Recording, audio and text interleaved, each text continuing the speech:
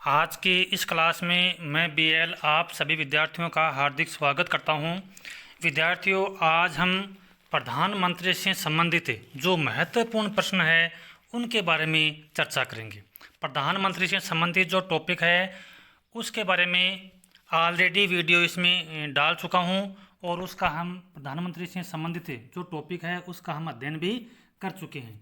अब प्रधानमंत्री से संबंधित जो टॉपिक है उसके अंतर्गत कौन कौन से महत्वपूर्ण प्रश्न बनते हैं और उनके क्या जवाब हो सकते हैं, उन सवालों के जवाब आज हम खोजने का प्रयास इस अध्याय में करेंगे। तो शुरू करते हैं। पहला प्रश्न है, किस अनुच्छेद में कहा गया है कि प्रधानमंत्री की नियुक्ति राष्ट्रपति करेगा?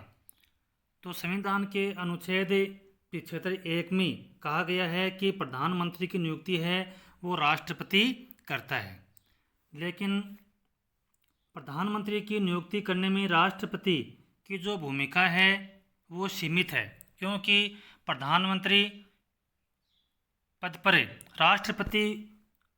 राष्ट्रपति प्रधानमंत्री पद पर उसी व्यक्ति को चुनता है जिसको लोकसभा में बहुमत प्राप्त हो। प्रधानमंत्री पद पर नियुक्त होने के लिए व्यक्ति को लोकसभा या राज्यसभा का सदस्य होना जरूरी है। अधिकतर प्रधानमंत्री लोकसभा के सदस्य होते हैं, लेकिन पहली बार 1966 में इंदिरा गांधी को प्रधानमंत्री चुना गया जो कि राज्यसभा की सदस्य थी, यानी जो राज्यसभा सदस्य थी। इसी प्रकार 1966 में एच.डी. देवगौड़ा और 2004 व 2009 में मनमोहन सिंह को चुना गया था। यानी इंदिरा गांधी, एच.डी. देवगौड़ा और मनमोहन सिंह ये ऐसे प्रधानमंत्री थे जो राज्यसभा के सदस्य थे, यानी लोकसभा का सदस्य न होते भी उनको प्रधानमंत्री पद के लिए चुना गया था। तो देखो, प्रधानमंत्री की नियुक्ति कौन करता है? राष्ट्रपति करता है, लेकिन इसके लिए शर्त है। क्या है कि राष्ट्रपति उसी व्यक्ति को प्रधानमंत्री चुनता है जिसको लोकसभा में बहुमत प्राप्त हो। यानी लोकसभा के अंतर्गत जिस पार्टी को बहुमत मिलता है उस पार्टी या उस दल का जो नेता होता है उसी को राष्ट्रपति और प्रधानमंत्री पद पर नियुक्त करता है। तो इस संबंध में हम कह सकते हैं कि प्रधानमंत्री की नियुक्ति में राष्ट्रपति की जो भूमिका है वो सीमित है। राष्ट्रपति हर किसी को प्रधानमंत्री पद पर नियुक्ति नहीं कर सकता। यानी लोकसभा में जिसको लोकसभा में बहुमत हो उसी को राष्ट्रपति प्रधानमंत्री पद पर नियुक्ति कर सकता है। तो लोकसभा सदस्य का दूसरी बात है, प्रधानमंत्री पद पर नियुक्ति के लिए लोकसभा या राज्यसभा का सदस्य होना जरूरी है। लोकसभा और राज्यसभा सदस्य होना प्रधानमंत्री पद के लिए जरूरी है। जैसे मान ले कि यदि ऐसा व्यक्ति जो प्रधानमंत्री पद पर नियुक्त किया गया लेकिन लोकसभा या राज्यसभा का सदस्य नहीं है, तो 6 माह के अंतर्गत उसको लोकसभा या राज्यसभा दोनों में से, यानी संसद के दोनों सदनों में से किसी एक सदन की सदस्यता उसको 6 माह के भीतर लेनी पड़ती है। अब देखो, अधिकतर हम ये मानते हैं कि भाई लोकसभा का सदस्य होता है, जो लोकसभा का नेता होता है या लोकसभा का सदस्य होता है वो ही प्रधानमंत्री पद पर नियुक्त होता है। आमतौर पर होता है ऐसा, लेकिन कई बार ऐसा देखने को आता है कि लोकसभा का सदस्य न होते हुए भी कोई बार ऐसा व्यक्ति प्रधानमंत्री पद पर नियुक्त होता है जो लोकसभा का सदस्य नहीं होता लेकिन वो राज्यसभा का सदस्य होता है। जैसे हमें ध्यान रखना चाहिए कि कौन कौन से ऐसे प्रधानमंत्री हुए हैं जो लोकसभा के सदस्य नहीं थे वरन वो राज्यसभा के सदस्य थे। तो देखो, सर्वप्रथम इंदिरा गांधी, जब लाल बहादुर शास्त्री की मृत्यु हुई थी तब लाल बहादुर शास्त्री के बचे हुए कार्यकाल को पूरा करने के लिए कांग्रेस ने इंदिरा गांधी को प्रधानमंत्री चुना था। तो उस टाइम में इंदिरा गांधी वो लोकसभा सदस्य नहीं थी, वो राज्यसभा की सदस्य थी। इसी प्रकार से एच.डी. देवगौड़ा और मनमोहन सिंह ये जो प्रधानमंत्री थे ये लोकसभा के सदस्य नहीं थे, ये राज्यसभा के सदस्य। तो आपको ये मतलब प्रधानमंत्री नियुक्ति में राष्ट्रपति की भूमिका समझ में आ गई होगी। प्रधानमंत्री की नियुक्ति कौन करता है? राष्ट्रपति करता है, लेकिन राष्ट्रपति की जो शक्ति है वो सीमित है। यानी जिसको लोकसभा में बहुमत प्राप्त होता है उसी व्यक्ति को राष्ट्रपति और प्रधानमंत्री पद पर नियुक्ति करता है। आमतौर पर यह देखा जाता है कि लोकसभा का जो सदस्य होता है वो ही प्रधानमंत्री पद पर नियुक्त होता है, लेकिन कई बार ऐसा देखने में आया है कि लोकसभा का सदस्य न होते हुए भी कई बार राज्यसभा का सदस्य है उसको भी प्रधानमंत्री पद पर नियुक्ति किया गया। तो वो कौन कौन से हैं? इंदिरा गांधी है, HD देवेगौड़ा है और प्रधानमंत्री मनमोहन सिंह थे जो राज्यसभा के सदस्य थे। अब हम आगे बढ़ते हैं। हमारा दूसरा सवाल, भारत का प्रधानमंत्री बनने के लिए न्यूनतम कितनी आयु होनी चाहिए? तो प्रधानमंत्री बनने के लिए न्यूनतम है वो 25 वर्ष की आयु होनी चाहिए। यानी जो लोकसभा का सदस्य बनने के लिए जो आयु है वो ही प्रधानमंत्री बनने के लिए न्यूनतम आयु है। यानी लोकसभा का सदस्य बनने के लिए जो न्यूनतम आयु है वो 25 वर्ष है, तो प्रधानमंत्री बनने के लिए भी न्यूनतम आयु 25 वर्ष ही है। तीसरा प्रश्न है, राष्ट्रपति ने सर्वप्रथम किसे अपने संविवेकीय शक्ति का प्रयोग करते हुए प्रधानमंत्री चुना था? अब देखो, राष्ट्रपति ने सर्वप्रथम किसे अपने संविवेकीय शक्ति का प्रयोग करते हुए प्रधानमंत्री को चुना? अब देखो, हम ये जानते हैं कि प्रधानमंत्री की नियुक्ति राष्ट्रपति करता है, लेकिन इसमें वो अपने शक्ति का प्रयोग ही नहीं करता है। यानी लोकसभा में बहुमत दल के नेता को राष्ट्रपति और प्रधानमंत्री पद पर नियुक्ति करता है, लेकिन किस राष्ट्रपति ने, यानी राष्ट्रपति ने सर्वप्रथम किस प्रधानमंत्री को राष्ट्रपति द्वारा अपने संविवेकीय शक्ति का प्रयोग करते हुए प्रधानमंत्री चुना था? तो वो है चौधरी चरण सिंह। यानी चौधरी चरण सिंह जब प्रधानमंत्री पद पर राष्ट्रपति के द्वारा नियुक्त किया गया था तो राष्ट्रपति ने यहाँ पर अपने संविवेकीय शक्ति का प्रयोग किया था। यानी संविवेकीय मतलब अपने खुद का जो विवेक है उसका प्रयोग करते हुए प्रधानमंत्री पद पर नियुक्त करना। अब देखो, ये मामला क्या था। पूर्व राष्ट्रपति नीलम संजीव रेड्डी ने अपने संविवेकीय शक्ति का प्रयोग करते, जब चौधरी चरण सिंह को प्रधानमंत्री बनाया गया था तो उस समय राष्ट्रपति कौन थे? नीलम संजीव रेड्डी। अब देखो विद्यार्थियों, एक मैंने आपको प्रधानमंत्री और राष्ट्रपति यानी प्रधानमंत्रियों का कार्यकाल और राष्ट्रपति का कार्यकाल दोनों वीडियो मैंने डाल रखी है, तो आप राष्ट्रपति और प्रधानमंत्री दोनों की जो सूची है उसको आप याद कर लेना, याद हो जाएगी। आप उसको 2 या 3 बार 5 बार रिवीजन करोगे तो आपके आराम से वो याद हो जाएगी। तो जब चौधरी चरण सिंह को प्रधानमंत्री नियुक्त किया गया तो उस समय नीलम संजीव रेड्डी ने अपने संविवेकीय शक्ति का प्रयोग करते हुए चौधरी चरण सिंह को प्रधानमंत्री चुना था। अब देखो, राष्ट्रपति अपने संविवेकीय शक्ति का प्रयोग तब करता है जब लोकसभा में कोई बहुमत दल का नेता ना हो या 2 नेता हो। यानी देखो, राष्ट्रपति अपने संविवेकीय शक्ति का प्रयोग कब करता है? प्रधानमंत्री की नियुक्ति में। प्रधानमंत्री की नियुक्ति में राष्ट्रपति अपने संविवेकीय शक्ति का प्रयोग कब करता है?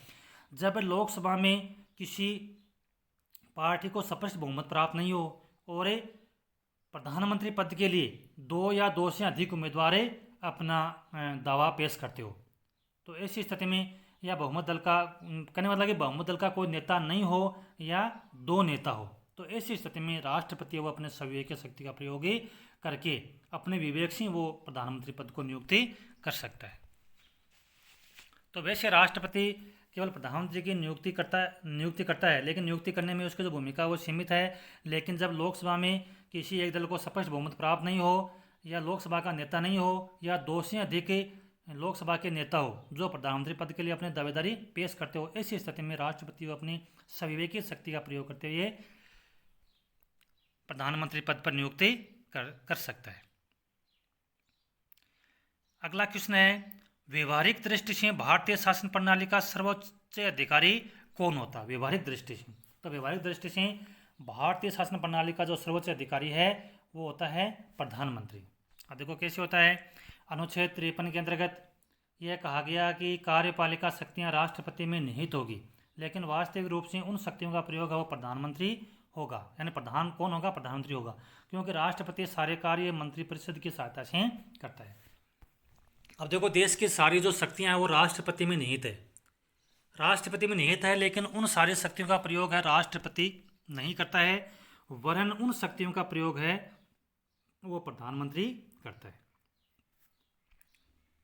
तो ये जो बात कही गई है वो संविधान के अनुच्छेद 53 में कही गई कि कार्यपालिका की जो वास्तविक जो शक्तियाँ वो तो राष्ट्रपति में निहित है, लेकिन जो वास्तविक रूप से जो शक्ति है उनका प्रधान कौन होगा? वो प्रधानमंत्री होगा। यानी वास्तविक शक्तियों का प्रयोग कौन करेगा? प्रधानमंत्री, क्योंकि राष्ट्रपति सारे कार्य मंत्रिपरिषद की सहायता से करता है। मंत्रिपरिषद अर्थात प्रधानमंत्री। मंत्रिपरिषद कौन आते हैं?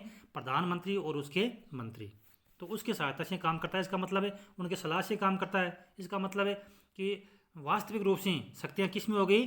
प्रधानमंत्री में या मंत्रिपरिषद में। अगला क्वेश्चन है, निम्न में से किस प्रधानमंत्री की मृत्यु है वो पदावधि के दौरान हो गई थी? पदावधि के दौरान हो गई थी, यानी देश के ऐसे कौन से प्रधानमंत्री है जिनकी मृत्यु है वो प्रधानमंत्री पद पर रहते हुई थी? तो वो हैं, एक तो जवाहरलाल नेहरू।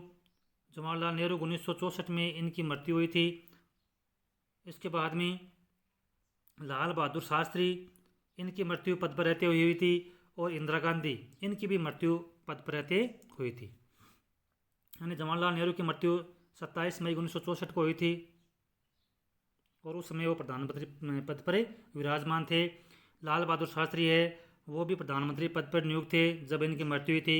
जब 1965 का भारत पाक युद्ध हुआ था तो उस युद्ध के पश्चात ताशकंद समझौता हुआ था भारत और पाकिस्तान के बीच में। और ताशकंद जो शहर है सोवियत संघ में, वहाँ पर उस समझौते के दौरान लाल बहादुर शास्त्री गए थे और वहीं पर उनकी मृत्यु हो गई थी। और इंदिरा गांधी जो 1980 में प्रधानमंत्री पद पर नियुक्त हुई थी और 1984 के अंतर्गत उनकी हत्या कर दी गई थी। तो ये 3 ऐसे प्रधानमंत्री है जिनके पद पर रहते हुए मृत्यु हुई थी। इसके अलावा राजीव गांधी, उनकी जो मृत्यु हुई थी वो 1991 के अंतर्गत चुनाव प्रचार के दौरान हुई थी।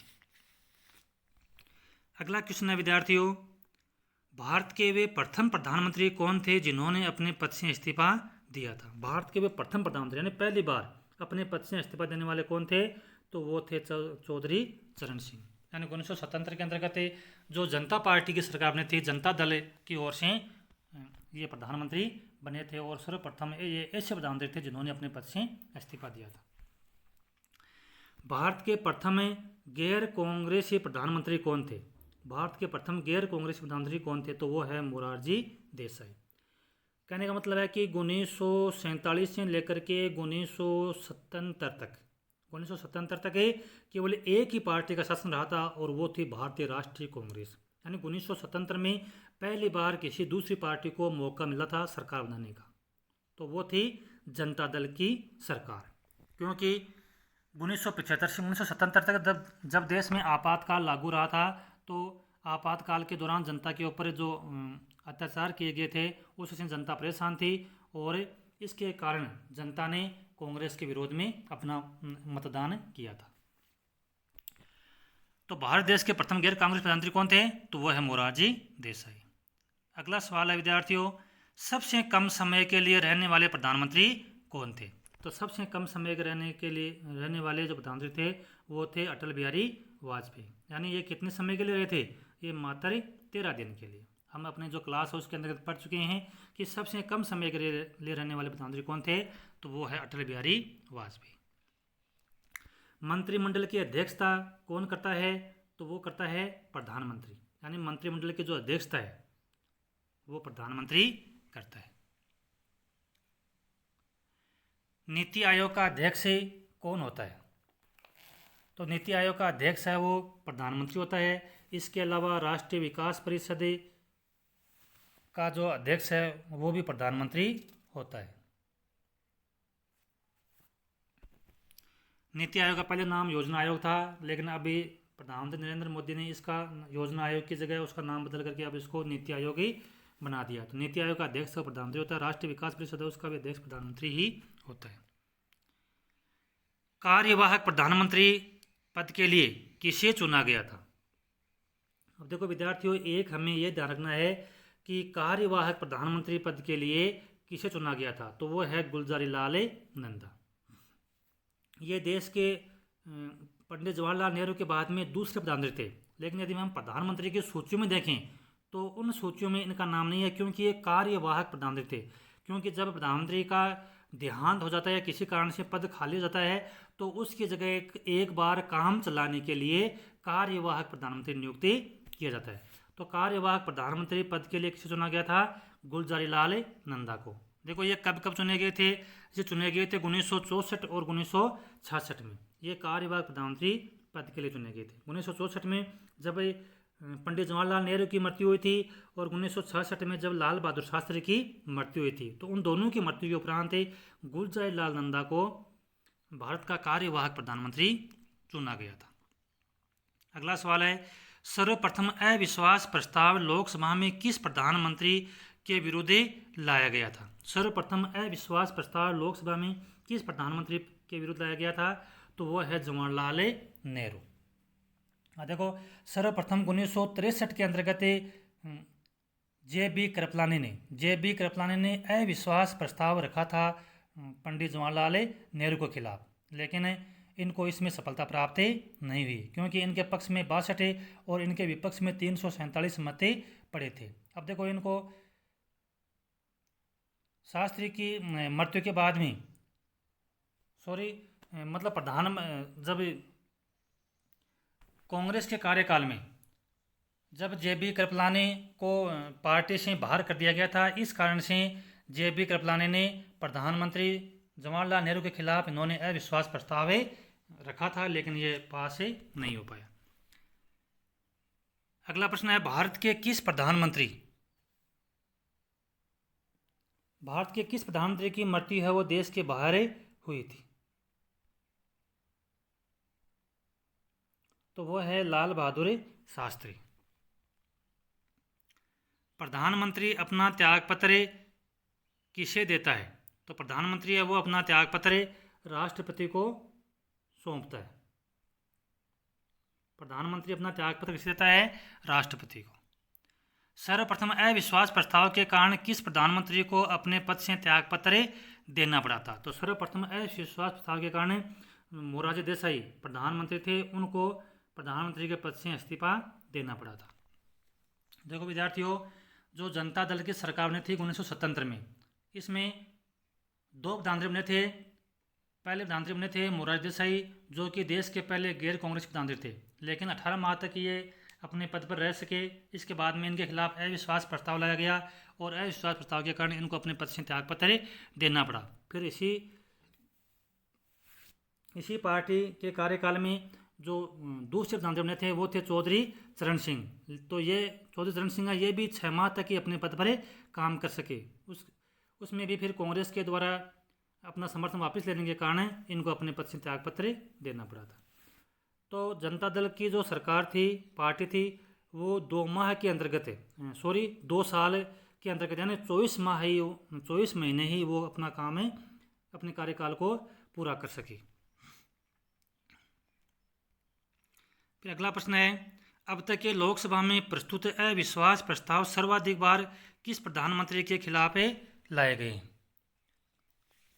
तो सर्वाधिक बार है जो अविश्वास प्रस्ताव है वो इंदिरा गांधी के खिलाफ लाए गए थे। जैसा कि हमने ऊपर पढ़ा था, सर्वप्रथम जो अविश्वास प्रस्ताव है वो पंडित जवाहरलाल नेहरू के काल में लाया गया था। उसके बाद में लाल बहादुर शास्त्री के खिलाफ भी अविश्वास प्रस्ताव है वो 3 बार लाया गया था। और शास्त्री के बाद इंदिरा गांधी के काल में भी, यानी जब वो 1966 में प्रधानमंत्री बनी थी, तो उस टाइम में इंदिरा गांधी के खिलाफ भी 2 बार अविश्वास प्रस्ताव लाया गया था, लेकिन इस अविश्वास प्रस्ताव के कारण उनको पद से नहीं हटाया जा सका।